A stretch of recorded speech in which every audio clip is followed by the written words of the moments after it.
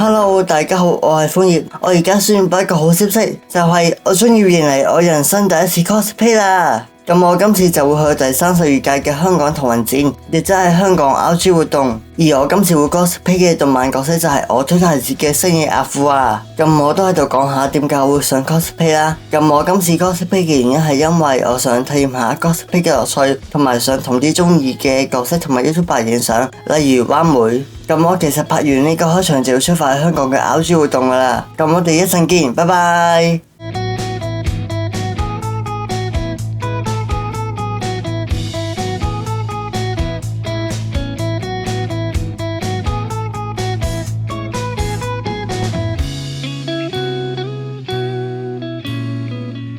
好啦，咁我哋已經到咗會場啦。我想講呢度真係好多人啦。咁我哋而家準備排隊入場。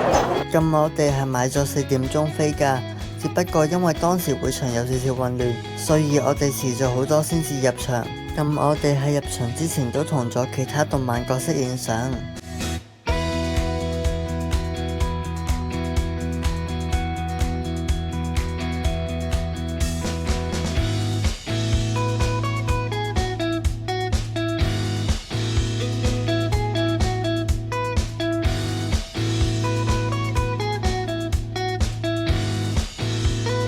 好啦，咁我哋終於都已經入到嚟會場啦。咁我哋而家睇下有咩買先 ，Let's go！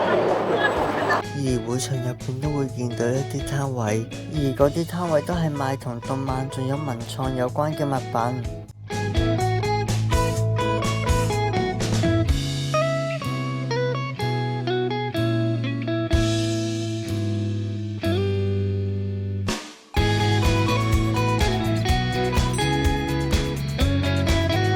我哋仲見到無面超人添，我覺得佢真係扮得好仔細啊！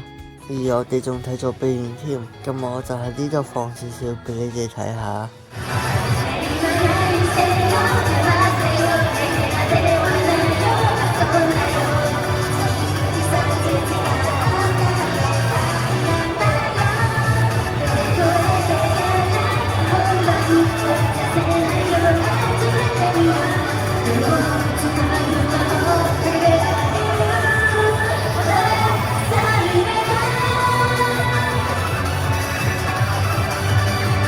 好啦，咁我哋而家已經返到嚟澳門啦。咁其實而家已經係第2日嚟㗎啦，因為尋日返到嚟實在太攰，所以就冇拍片。咁所以我今日就會補拍返個 ending。咁我講下我第一次 cosplay 有咩感受先啦。咁我覺得 cosplay 真係好好玩啊，因為可以同中意嘅動漫角色影相，係一件好快樂嘅事嚟㗎。